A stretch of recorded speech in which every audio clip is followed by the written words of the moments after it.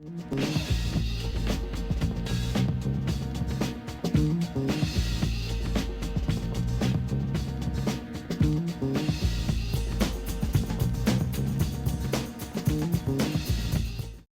let me introduce Oscar Lopez Rivera.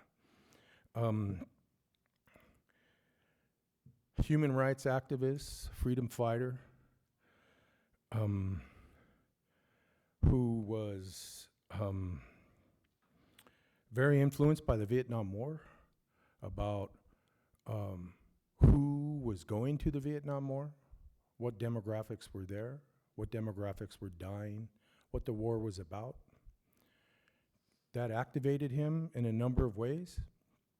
And of course, anybody who's an activist at that time after the war, they were vilified and targeted by the government. And Oscar was in prison for, what was it, a 55-year sentence? 30-year sentence? 55-year sentence.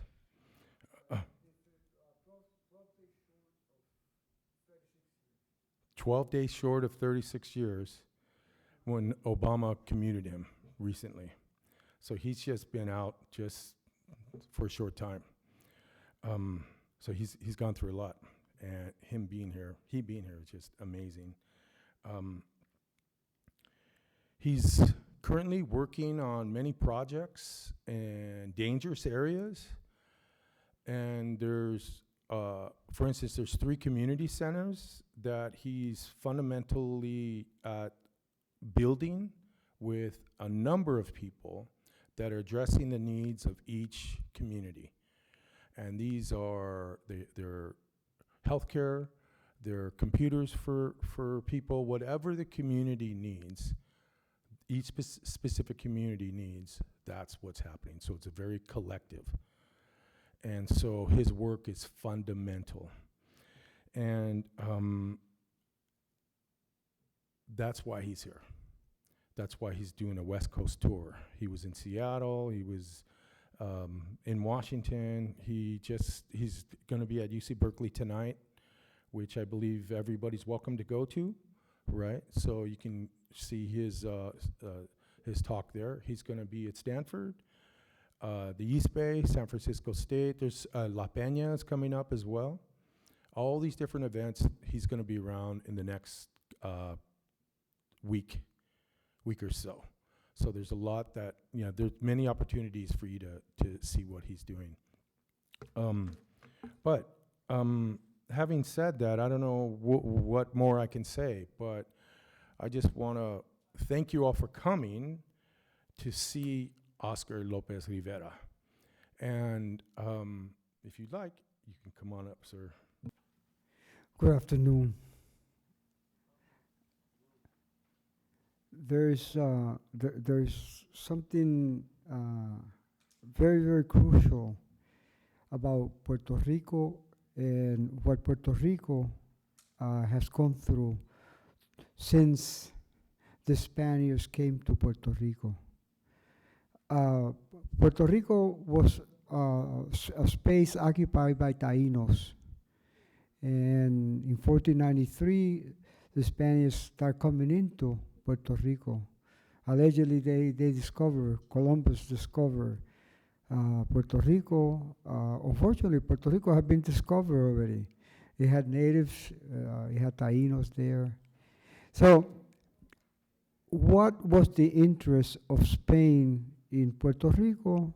Well, little by little, it's something that we discover that the only interest, the main interest, is to exploit Puerto Rico, and created by trying to exploit Puerto Rico a colony of slaves. It did a big job in exterminating many of the natives. There was a lot of Taínos were exterminated by the government of Spain, and the natives were substituted by African slaves. So Puerto Rico became this slave colony, a mix of Taínos and of African slaves. But it started to change in the late 18th century when Puerto Ricans were beginning to feel Puerto Ricans, when there was already some kind of harmony and where the slaves wanted to be free. So between the latter part of the 1700s, 1800s, the movement begins to take energy during the 19th century. And there's a real strong move, little by little, growing. And in 1868, there was enough anger and enough frustration and enough push to do two things. One was to abolish slavery, and the other one was to give the workers, because they had workers who were assigned a notebook, and that notebook was what was being used to pay them according to what they thought the work that they did was worth. And it was an extreme exploitation of the slaves in Puerto Rico. So in 1868, the 23rd of September, there's an uprising. And this uprising happens in Lares, which is a center municipality now. It was in the middle, almost in the middle of Puerto Rico, very high on one side, mountainous area, and then it begins to be flatter and flatter when it gets to the northern coast of Puerto Rico. And unfortunately, what was happening was that while this movement was being organized, somebody went to the Spaniards and told the Spaniards that there was going to be an uprising. So automatically what happens is that because the Spaniards had the military, the uprising was quickly wiped out. A lot of Puerto Ricans were killed. A lot of them went to prison. But to this day, that particular movement inspire future generations to continue struggling for Puerto Rico's independence. During the Spanish-American War, as soon as the United States wins the war, on the 12th of May, 1898, on the 12th of May, 1898, for the first time, the U.S. Army goes to San Juan and bombs San Juan. 12 citizens are killed, and keeps putting a circle around Puerto Rico. And on the 25th of July, 2 months later, the United States goes into Puerto Rico and invades and occupies Puerto Rico militarily. And from that day on until the present, Puerto Rico has been a colony of the United States. And for me, though, probably the most important thing about knowing what a colony is crucial, because it is something that first dehumanizes. Second of all, it's very oppressive. Third of all, the rights, human rights, do not exist. So Puerto Rico has endured this relationship between the United States and Puerto Rico based on this relationship that is based on maximizing the exploitation of Puerto Rico, and at the same time denying Puerto Rico its right to be an independent country, to have its own sovereignty, and to move in the direction that Puerto Rico can move. The first thing that the United States does is to force Spain to turn Puerto Rico, because Spain had granted Puerto Rico its charter of autonomy. So the United States had no right to go into Puerto Rico. It was already a self-governing place. It was already, it had its own kind of diversified economy. It was trading with European countries, it was trading with Caribbean countries, it was trading with Central American countries, and at the same time, it was also even trading with the United States. But in 1898, as soon as the United States goes in there, that economy is transformed. The first thing that the United States does is to devalue the Puerto Rican peso by about 40% of its value. That automatically is translated into Puerto Rico becoming 40% poorer just by that move alone. And then after that are the structures that the United States government started to create. And McKinley selects a governor for Puerto Rico.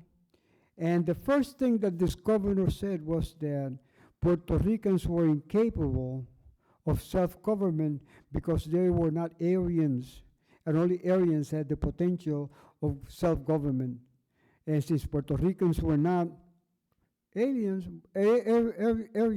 they could not have self-government. So automatically, a person that was appointed from Washington, by McKinley, becomes the governor of Puerto Rico.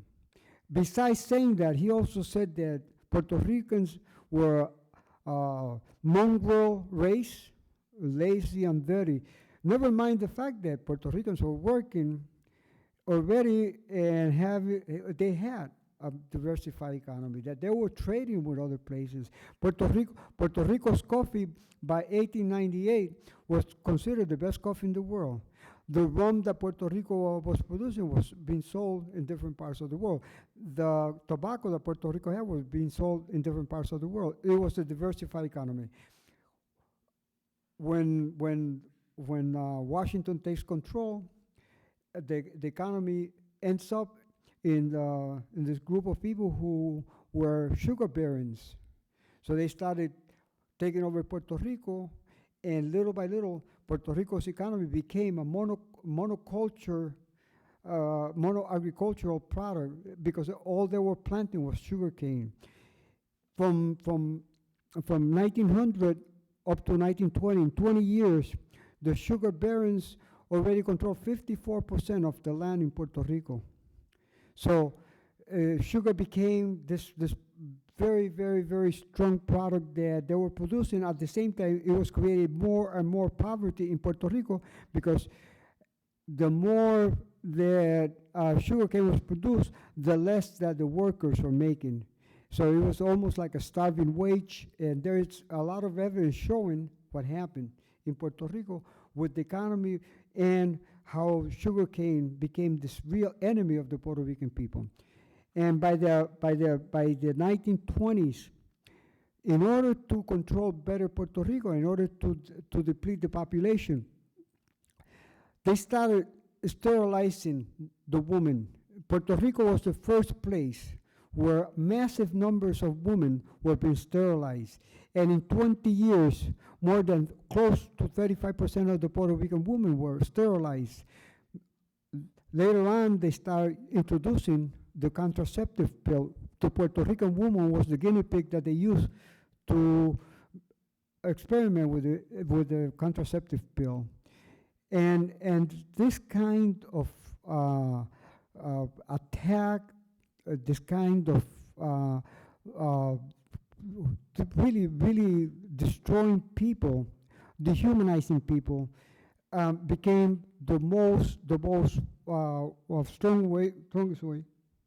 So this whole thing with the woman being used as a guinea pig, this whole thing of kind of attacking, also takes a different shape.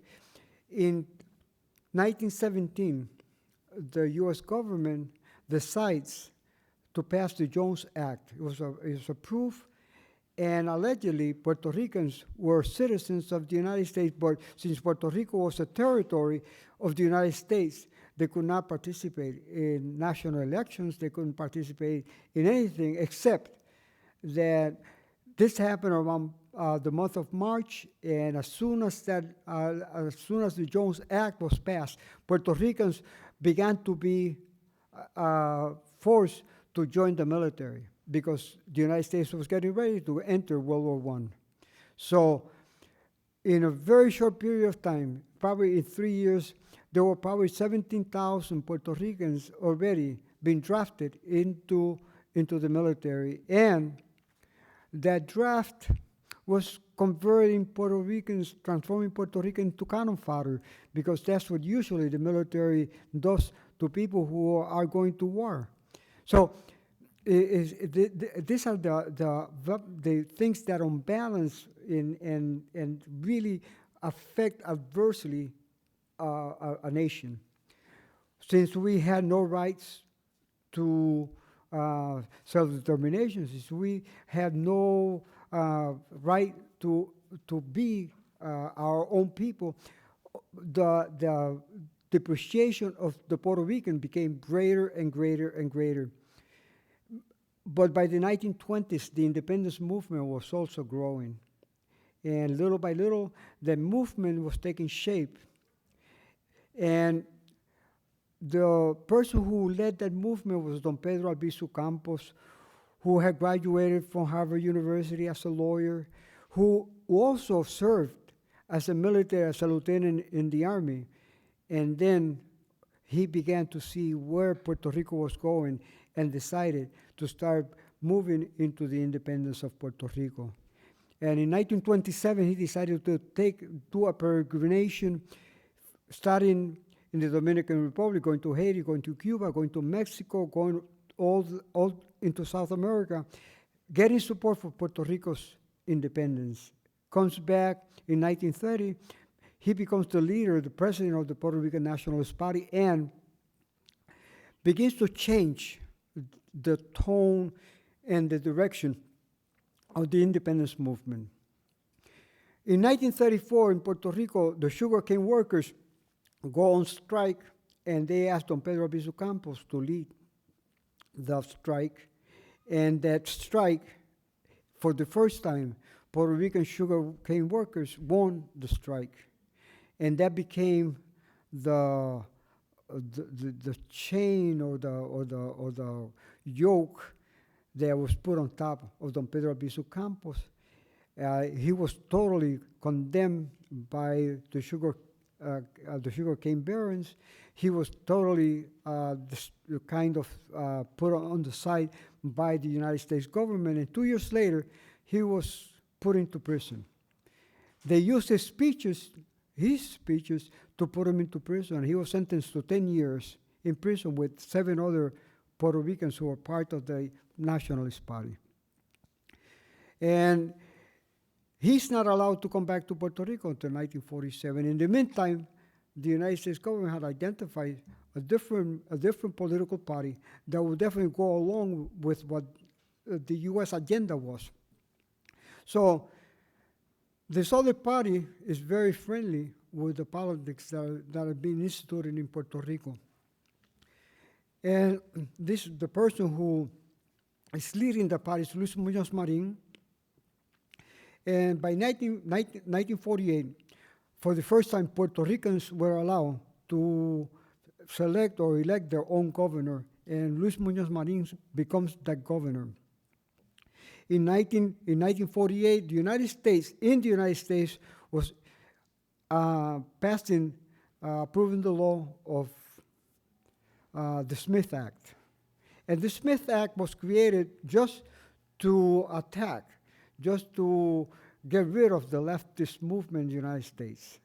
And this is something that was definitely pushed in order for one direction, one ideal, one push, one political identity, people identifying only with what the United States had chosen to do.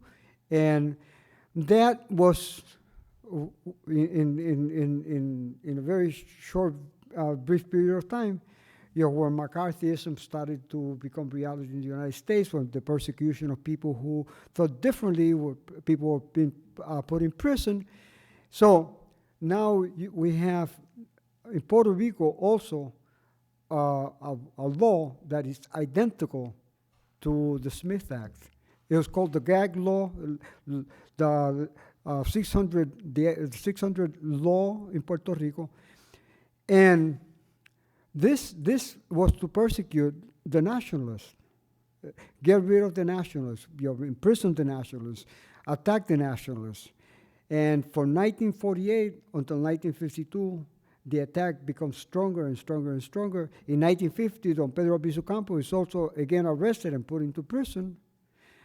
And for the first time, two Puerto Ricans come into Washington, and they had decided to take out President Truman. They go at that time. Truman was not in the White House; he was in a different place, and they went to the place, and they tried to do it. Griselio Torresola, which was one of the persons who went, got killed, and Don Oscar Collazo Lopez was wounded and sentenced to death. And 2 years later, in 1952, Truman commuted his sentence to prison in life. In 1954, 4 Puerto Ricans go into the Congress of the United States to do the same thing, to bring the case of Puerto Rico to the eyes of the world. And again, all of them get arrested. Lolita Lebron was the person who, Puerto Rican woman was the person who led the other three men. And again, they went through the whole system of the criminal justice system, supposedly, and little by little, all of them were sentenced, large, long sentences. And when I came home in 1967 from Vietnam, for the first time, I became familiar with what had happened in 1954, what had happened in 1950, and also why they were in prison, and the importance of at least trying to do something for them. There was a Puerto Rican gentleman who was a nationalist, and we were hanging out in a corner talking about Puerto Rican independence, not really knowing what we were really talking about. It was more like an utopian dream, and all of a sudden, we're talking about that. This gentleman comes by and he said, "Listen, I got some tapes of the nationalists. Would you like to hear them?" So we went to his house, and we're listening to the tapes. And the first voice that catches my attention is the voice of Lolita Lebron. And she said, "I came to Washington not to kill anyone, but to give my life for Puerto Rico." And hearing a woman say that, hearing a Puerto Rican woman say that, it was kind of a challenge for me. And I said, well, if a Puerto Rican woman is willing to give her life for Puerto Rico, what are we going to do about it? And little by little, we started a campaign for the excarceration of 5 Puerto Ricans who were in prison at the time. And we kept on, we stayed with the campaign, And in 1979, on the 10th of September, finally, President Carter commuted the sentence of 4 of them. There were 5 of them, only 4 because one of them had terminal cancer, and President Carter had already commuted his sentence a few months before the 10th of September. So finally, this group of Puerto Ricans are back in Puerto Rico. They continue with the struggle for the independence of Puerto Rico, but they were also an inspiration to many of us who were young at the time and who thought that Puerto Rico deserved to be a decolonized nation. We were certain that we will definitely could get the United States to recognize the independence of Puerto Rico. That was more of an utopian line of thinking that really the reality would allow us to do. So we started struggling, continue to struggle. On the 4th of April, 1980, 11 Puerto Ricans were arrested in Evanston, Illinois. They were sent to prison, condemned with long sentences, anywhere ranging from 75 years to life in prison. 13 months later, I got arrested, and I was sentenced to 55 years. And later on, 15 years were added to my sentence, so I ended up with 70 years. And everything that I thought about prison and what a prison is, I discovered by being in prison. And I can say without any fear of being wrong that prisons in this country are created more to dehumanize and to destroy the human spirit than to really help the prisoners to change, to transform themselves, to be productive human beings. And when I arrived in Leavenworth in 1981, in the federal system there were only 25,000 prisoners. In 2017, when President Obama finally commuted my sentence, there were 250,000, 250,000 prisoners in the federal system. And in 1983, a new structure started to take shape, and that was the prisons becoming private prisons. So the private prison is completely different than a public prison, because the conditions there get to be probably worse than in a regular penitentiary or regular prison. So if we follow the media, sometimes we will discover how terrible, how destructive, how dangerous the whole system became in only from the moment that I arrived in 1981. During those 36 years, almost 36 years that I spent in prison, the whole system had changed. And the change was not for the better, but for the worse. There was a boom in prison construction. The sentences were extended in order to keep people in prison. And I was teaching in a penitentiary in 1970. And I would go from Chicago to Joliet, Illinois, to give a three-day class in a Stateville Penitentiary.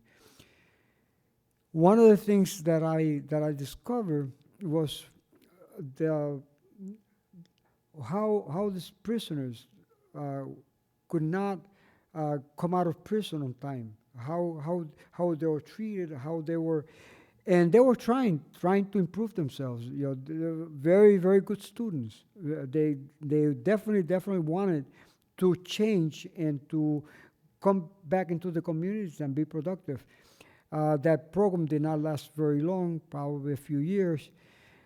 But the first day that I went to the penitentiary, the warden had invited us to have lunch with them, and the area where the staff sat was on top, and then at the bottom were the inmates. And I asked the warden if I could go down and talk to the inmates, and he said, yeah. I talked to the inmates. I knew some of those guys because they were from the neighborhood. And I came back and I asked the warden if he thought that if a prisoner would be guaranteed a job when he comes out of prison, would he stay out or would he come back? And he said definitely that he will come back because he was a criminal. And I told him I beg to differ, because I think that if a person is given the opportunity to have a job, rather than go out to the streets without any support, the propensity of that person is to go back to what he was doing before. If he was stealing, he will go back to stealing. If he was doing whatever he was doing, he will go back to the same thing, because there were no opportunities open for him or for her. So we left it at that. In 1976, I was in MCC Chicago, and I was going to a new trial. And there was a man sitting in the courtroom, and he kept on looking at me. And then they went for lunch. There was a break, and at that moment they will put me in a pen, and I will have to wait until the court will start again. But my lawyer came and told me that there was a man who wanted to talk to me, and she said who he was. And he came. And he was the warden of Stateville Penitentiary in 1970. And he said, I wish I would have listened to you, what you said in 1970 to me, because I think you were right. He was working at that moment for this prison reform system that had been created in Washington. And he had changed his mind because he knew well that if a person is given an opportunity, we can discover the humanity in a human being when we are in touch with that human being. And it doesn't take much to dehumanize a human being. It doesn't take much to humanize the human being. So usually prisons dehumanize, and they could be humanized, and they could be productive, and they can be good citizens. So he was doing now what he thought could have been done in 1970. But that's how life is, and that's how experiences work. So now, like in the case of Puerto Rico, we're still struggling for Puerto Rican independence. We believe that Puerto Rico has the potential of being the nation that it has the power to be. There is one of the most important resources for any nation to get ahead is the human resource. And Puerto Rico has the human resource to make Puerto Rico into an independent and sovereign nation. What we don't have is the support of the United Nations, but what we have is a president like Donald Trump, who definitely has no sense of what a prison system is, but would like to have more people in prison. He doesn't have any sense of what humanity is because he keeps on promoting wars. He doesn't have any sense of how important it is to be a person that feels, that has empathy, that can definitely change and transform a society. So Puerto Rico for me is that place where we can definitely change things, where we can definitely create conditions that will lift us. But Puerto Rico is also the victim right now of two, the victim of Hurricane Maria and the victim of earthquake. And what we have learned from that is that the colonial government of Puerto Rico, that structure that was created in Puerto Rico to govern Puerto Rico, is very, very incompetent, doesn't have the slightest desire to change things, because it's perpetuating the same system over and over, doing the same thing over and over and over, and it's impossible to have changes when things don't change.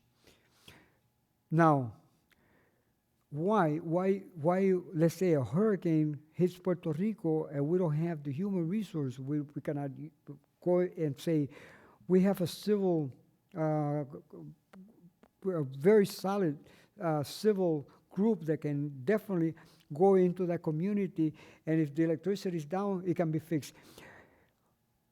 One example in Puerto Rico that I would like to use, in my hometown, the mayor of my hometown decided to get all the retired workers of the electric company, put them to work on his own, and rewire. In two weeks, my hometown had electricity.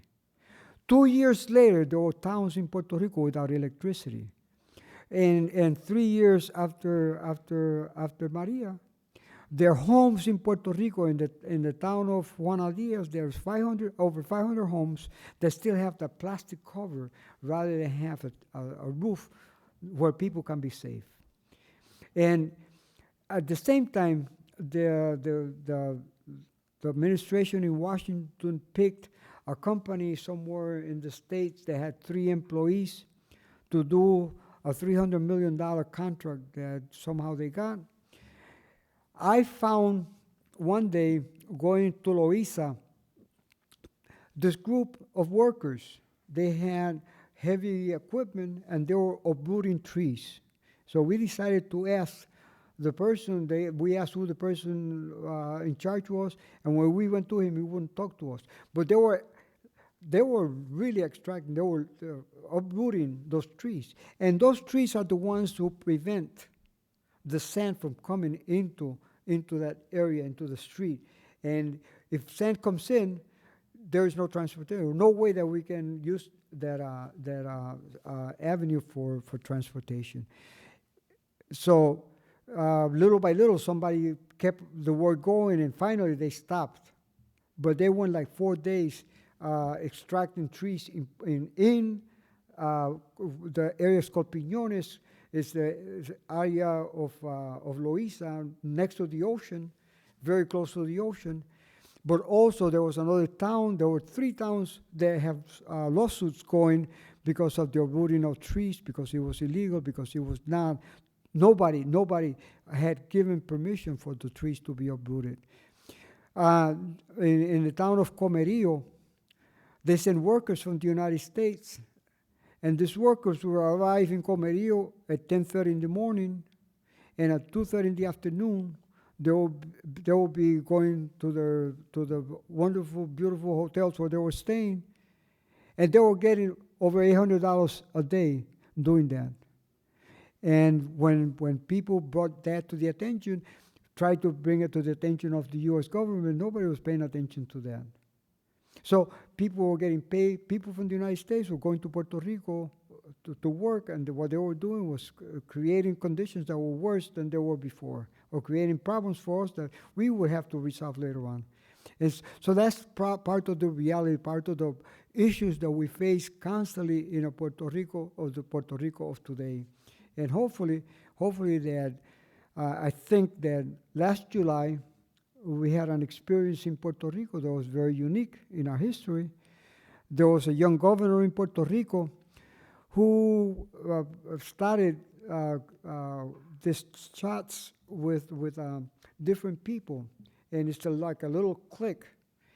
And one of the things that they would talk about would be like a Puerto Rican woman who was into politics, she would be a prostitute that deserved to be killed. Those are the kind of conversations. They had a conversation that said that when Puerto Rico was rid of all Puerto Ricans, Puerto Rico would be more beautiful. And this is a young Puerto Rican saying that. His father, the father of that new governor, was the governor from 1992 until 2000. So like father, like son, from one generation to the next. And that's how Puerto Rico has been really, really governed since 1898 until the present. And the conditions in Puerto Rico are not only the conditions that Washington created in 1898, they're conditions that colonized people have perpetuated, but these are colonized people who benefit from Puerto Rico being a colony. We have Washington, during the Obama administration, passed a law. It's the Promesa law. And this law was created for Puerto Rico to pay a debt of $74 billion. We have asked for that debt to be audited because we want to know how the money was used, who used it, who ended up with the money. And to this day, every federal agency has denied the opportunity for that debt to be audited. Seven different individuals was elected to be this fiscal control board that was created by the Promesa law. And it is interesting because each one of them has a vested interest in the debt, not a vested interest in helping Puerto Rico to deal with the debt. So we have people who were appointed, but they were appointed, and what has happened is, for example, the University of Puerto Rico, since they took over, because they are the ones who determine how Puerto Rico's money is going to be spent. they are taking money out of the budget of the University of Puerto Rico. By taking money out of the University of Puerto Rico, the university becomes poor. The workers at the university are getting, the professors are getting less pay. A lot of professors are losing their jobs. A lot of students are being burdened with higher and higher tuition. And what is happening in Puerto Rico right now is that problem that has been created over and over and over, never represent, no Puerto Rican structure that was created by the U.S. government that is present up to today is there to defend the interests of the Puerto Rican people. And what we need is a government that really can defend the interests of Puerto Rico, that would allow Puerto Rico to develop its own internal economy, that will allow Puerto Rico to have a system of democracy, to be sure that Puerto Ricans will have a life with dignity and not this threat and that yoke over our necks. So that's where I stop, and I think I've spoken much longer than I wanted to, but we can definitely begin to ask questions, and we can get at least your people to ask questions.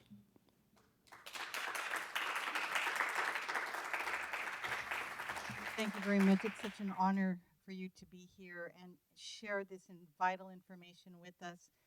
What does it look like for an independence?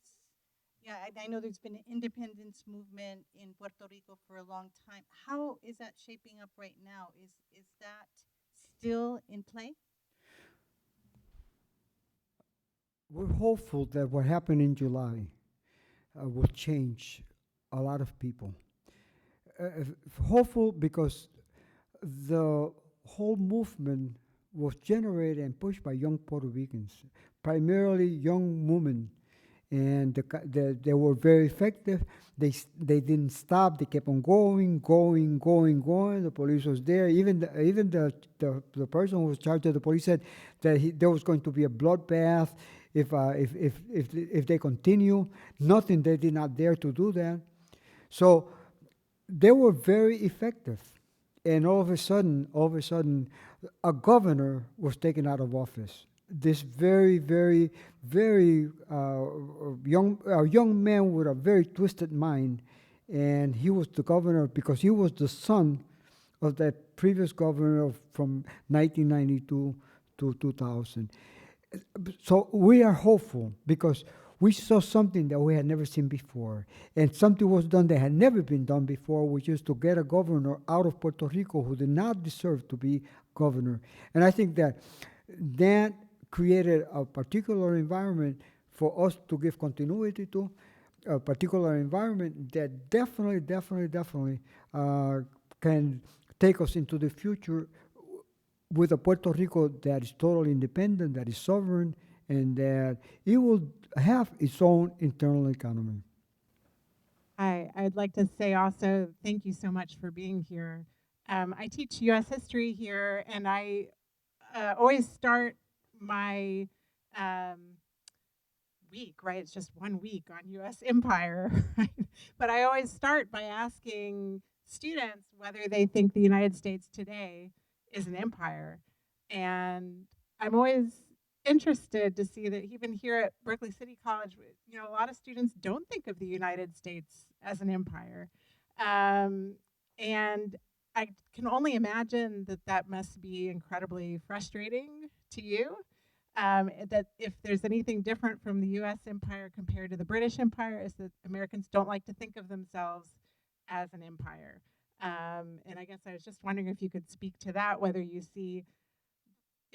hear that from folks as you go around talking to young people. One thing about empire, if we look at the beginning of the United States, 13 colonies, and we cannot forget that the space that those 13 colonies were on were native lands.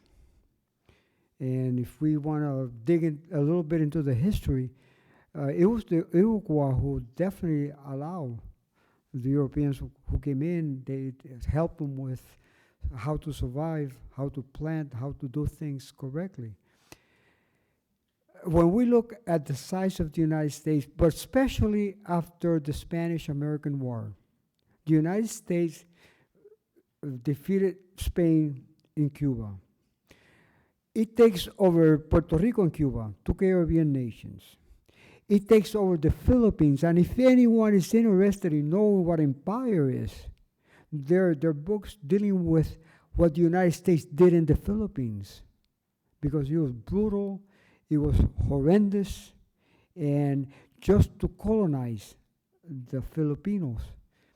And if the slogans that were used in order to encourage the military people to do the killings and to do all these things that they did, it is worthwhile reading just what happened in the Philippines, what happened in Guam, what happened in the Marshall Islands, what happened in the different places, territories that the United States took over.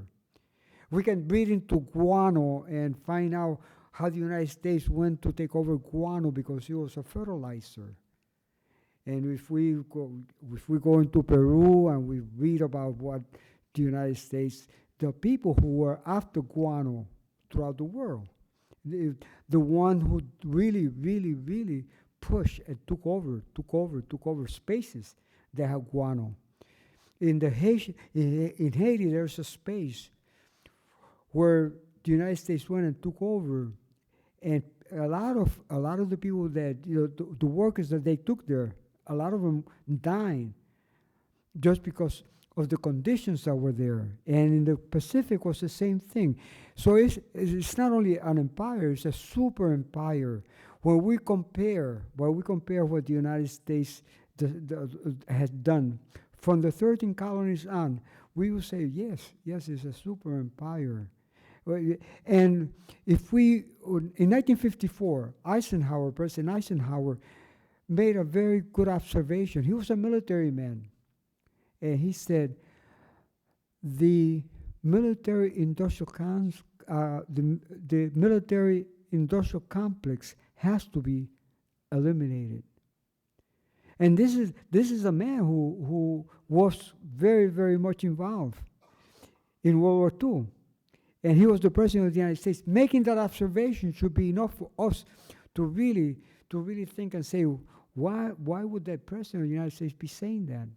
And he knew something that a lot of people try to, and has been hiding over and over.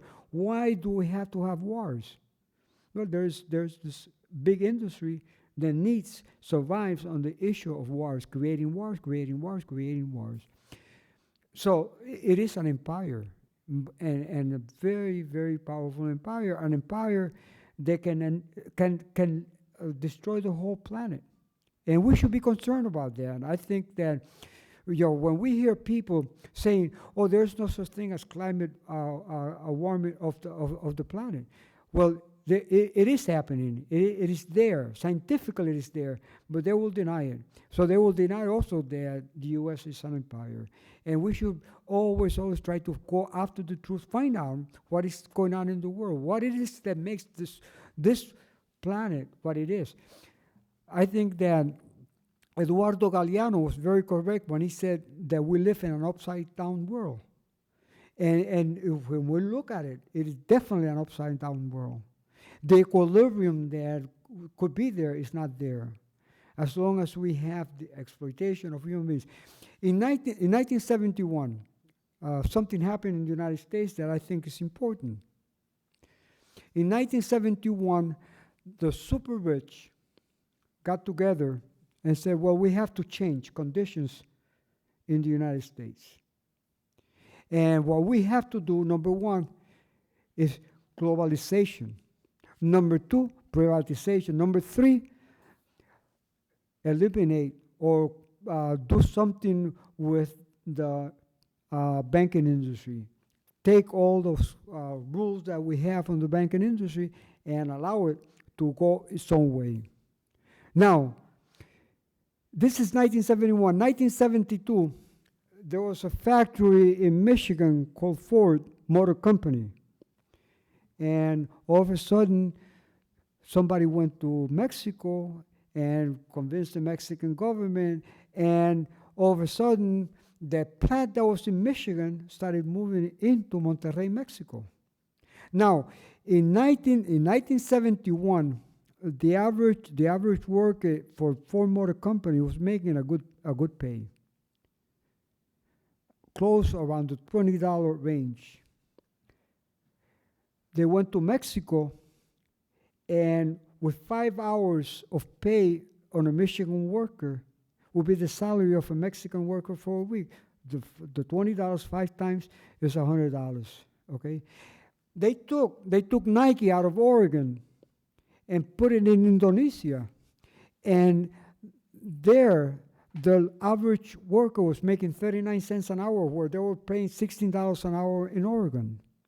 That's what globalization is, how to devalue the power of the worker, the labor power of the worker, the one who produces, the one who's really making it possible. So we can open up our eyes and say, why all over the world, if you can go into Bangladesh, or if you can go into India. Motorola went into India. I had a friend of mine who was an electronic engineer, and before he graduated from the University of Illinois, he was already recruited by Motorola, and he was making almost $50 a year. With those $50 in $50,000 in India, they will get at least no less than 10 electronic engineers to work in India and do the same thing that the guy will be doing in Motorola in Schaumburg, Illinois. So why don't we why didn't we pay attention to those things, those changes that were happening? And what happened to the banking industry? Usury, it used to be illegal. It was to be a crime. It was a crime to use usury.